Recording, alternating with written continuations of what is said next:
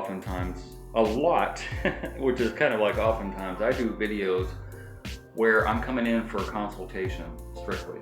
I do videos where somebody has called me because things are leaking, things are not working. A contractor has just done a shower and they're a little apprehensive that the job is going right. Or sometimes it's just, you know, we have a leak going on and we just want an opinion or a second opinion, as it were. This is kind of one of those cases. I don't know that I'll be doing this job. I was called in because there are sometimes telltale signs of leakage. As I shut this shower door, I saw a little water coming off of the rail. And they do have some water damage on a wood floor in a bathroom, but they also have water damage from within. And that's pretty atypical when you have some internal stuff going on. And over here as well. I don't know that a wood floor is a good idea for a bathroom. I don't know. I'm kind of ambivalent about that. Yeah, I think if it's what you like, you could probably get away with it in a shower or whatever. But when you start having leakage, whether your toilet leaks and then you're in big trouble, or if it overflows or whatever, or your shower starts leaking, then you get into this wood floor damage. But anyway, that's kind of besides the point. So when I come in for a consultation of any sort whatsoever, what I do is I get the magnitude of the whole job. I kind of like soak in all of the details. The details do matter, and not so much because of the shower build itself, which I'm going to get to here in a minute, but because of the tiling process. When I critique a job, it's not because I'm Mr. Perfect and I would have done it this way or that way, as opposed to whatever, and I'm going to get to that in a minute too, because there's a sliver cut in the corner that I don't like. What it really has to do with is not about me. It's about it's a forensic approach. What I'm looking at is when they did this shower 3 years ago, 4 years ago, whenever it was, that they hired somebody appropriately that knows how to build showers as opposed to a guy who does tile. And I have quite a few videos where the guy was excellent at doing tile, but I could tell he never built a shower before. So when I do these videos, this is a heads up to homeowners who's going to do their own shower, or more to the point, homeowners who hire somebody to do a shower and they don't have a point of reference. He was referred to me because he did an outstanding job on somebody else's tile job, and then he's attracted to the money and he tries his hand at building a shower, which he never ever should do. And I have a couple of videos on that. A flooring guy tried to build a shower and he messed up. And so when I come into one of these things, I kind of start looking at little details, because as I said in the start, details matter to let me know when there's leakage going on and there's issues. I have to know whether this was a bona fide contractor that does showers, or if he was just a tile guy that was recommended. And in this case, after having kind of looked at this for probably the last 15-20 minutes and kind of going over every little issue, all those issues tell me he's never built a shower. If he has built a shower, it's only been a couple of them and he hasn't realized his flaws yet, his mistakes. And I don't mean necessarily the way he sets his tile, although I'll go over some of that because I think it's important to talk about. But more so, if some of these things are happening are wrong or incorrect or not standard industry here on the surface, then I already know that he messed up on the floor. And as I say, everything below that first tile down is your Achilles heel. Anytime you have a leak, it's always this first row down. I've never come on a shower, not one time, where this has been the problem, or even your plumbing has been the problem, or even the drain. Actually, I have had a couple of those, but again, one tile down, everything here matters. So 90% of the time, it's your curb. The curb wasn't put together right. It wasn't waterproofed. And more to the point, when curbs aren't sloped in, and this one isn't, this is perfectly level. When curbs aren't sloped into the shower, or the knee wall is perfectly level, is not sloped into the shower, I already know he doesn't do showers, right? And so that's one telltale sign. This looks like it even has a dip. If I had a straight edge, which I don't, I could probably put it from end to end and I could see a little dip going on. Maybe that's an illusion. But anyway, regardless, he's never built a shower before because of that reason. There's no slope going in. Plus, when I say that curves are almost always a problem of leakage, this is a good reason why, because there's a horizontal grout line going on. The curved material should have gone all the way up to the wall, and then your wall tile should have gone over that, overlapped it, so you have a vertical surface, that you don't have water sitting on these horizontal grout lines all day long.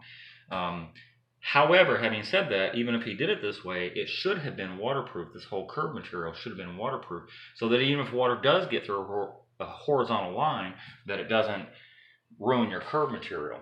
And so what happens typically is your curved material gets wet because it wasn't waterproof, because the panel liner wasn't wrapped over, because it wasn't red guarded, because it wasn't a foam curb even.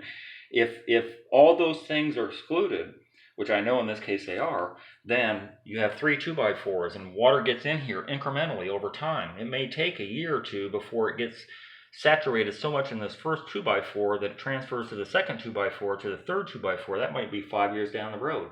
Eventually it gets down to your floor material, plywood, and then that gets saturated so much, and then that follows the path of least resistance. When the water is saturated so much it can't go anywhere else, it rears its ugly head at baseboard, at walls.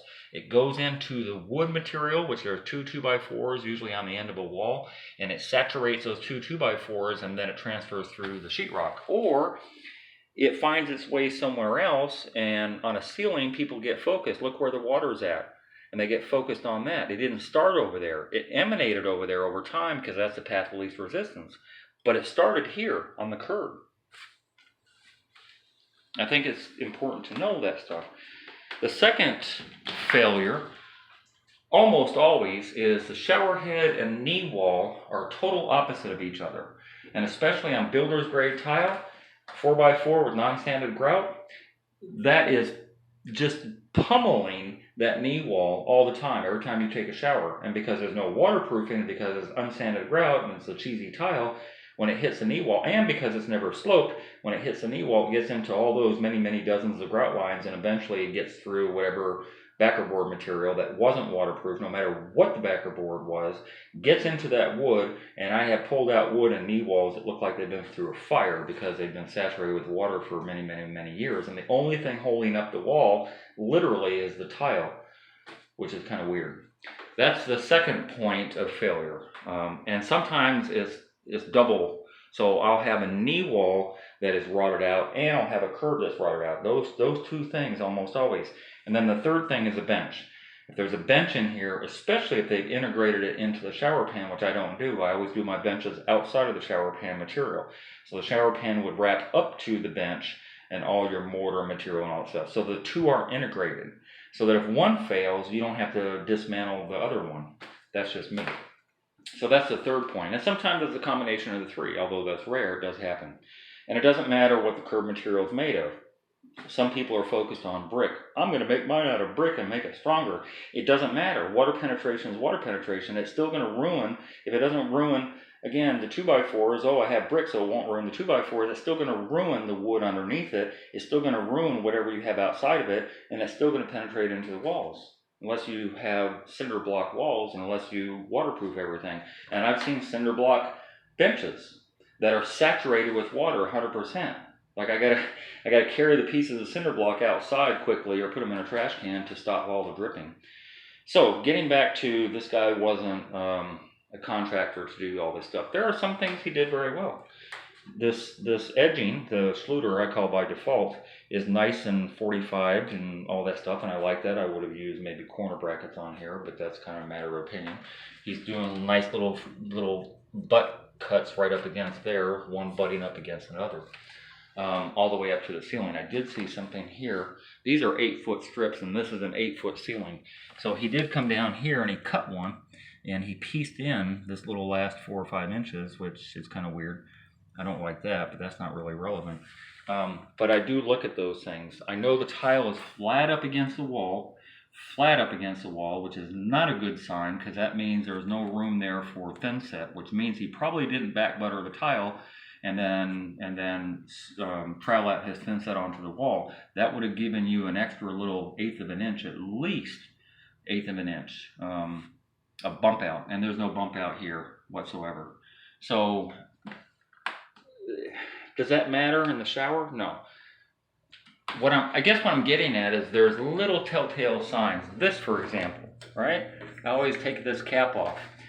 Any tile guy that does showers is going to have a hole cutter. They're $10, $12 at Home Depot.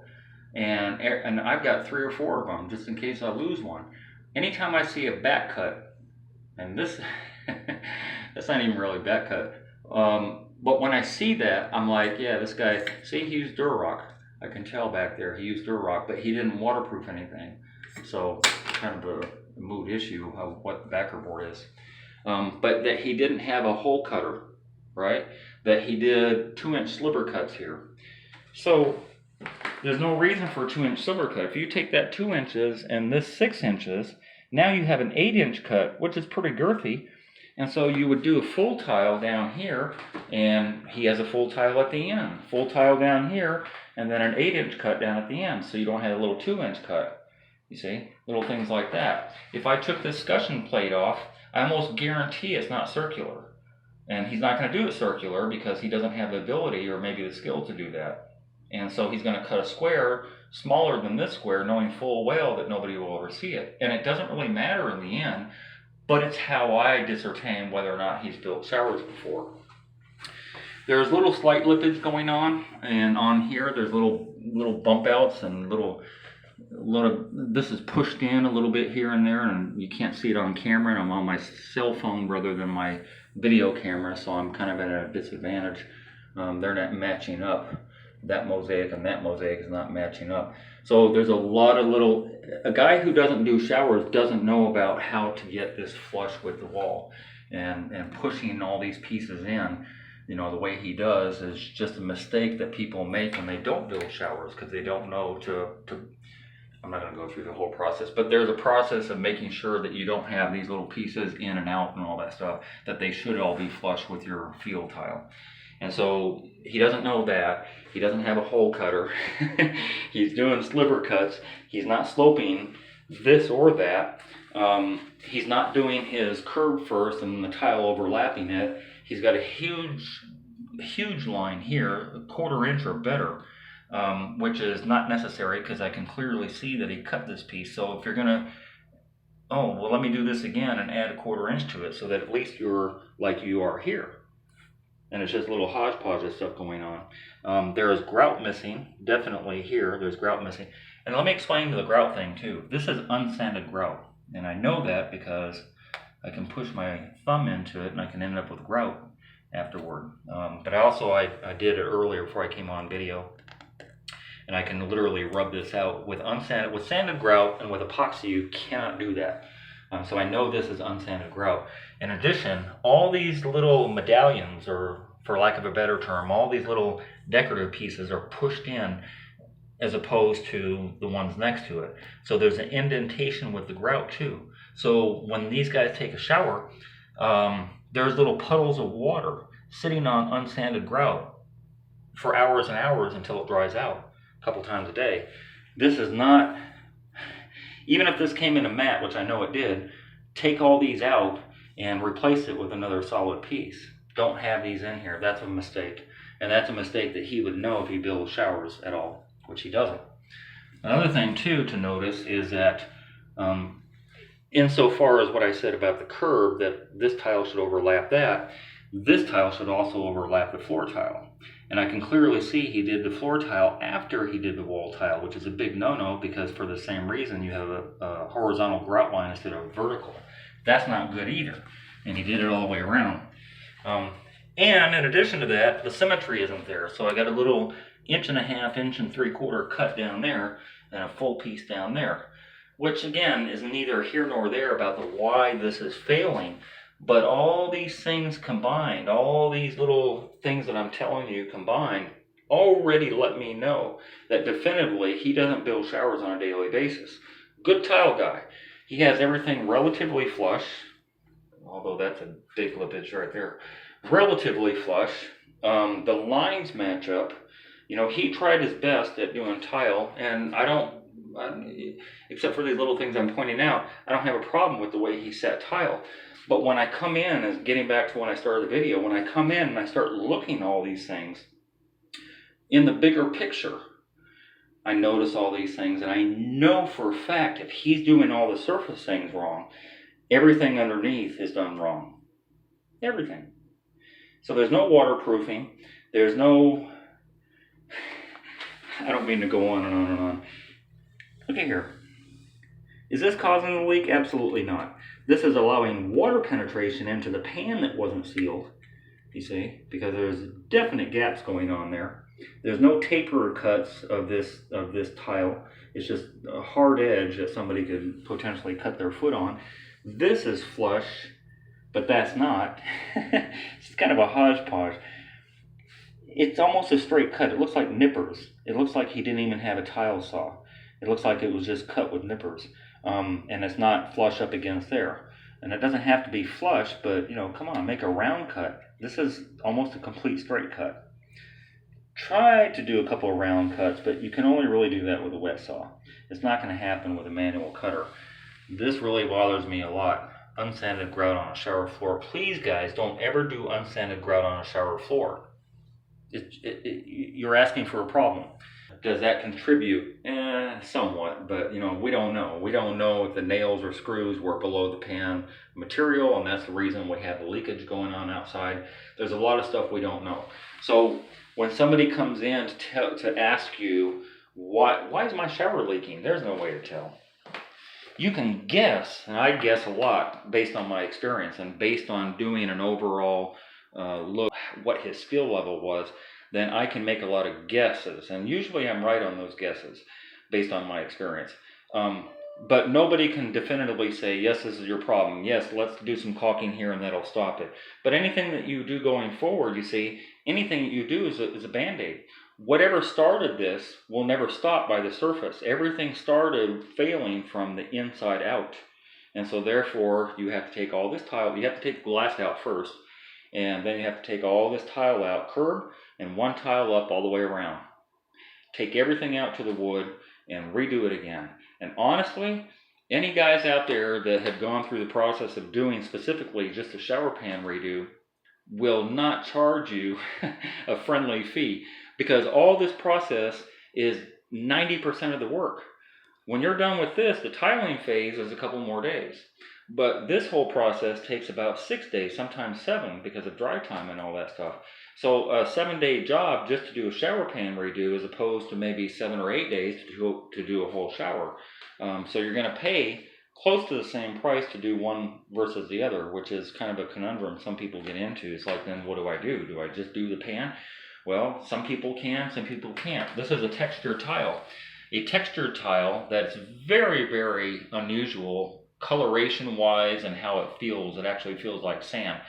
I almost guarantee 2 or 3 years later they'll never find this tile again. They definitely won't find this, but they'll find something pretty close without these little pieces in it. This will be the problem 99% of the time, is trying to match something going forward, just doing a pan. I do get a couple of customers who have kept a couple of boxes, and that's great and that's wonderful, and I suggest everybody that does a shower, has a shower done, that you keep a couple boxes of that tile, just in case 5 years from now, 10 years from now, you have a failure.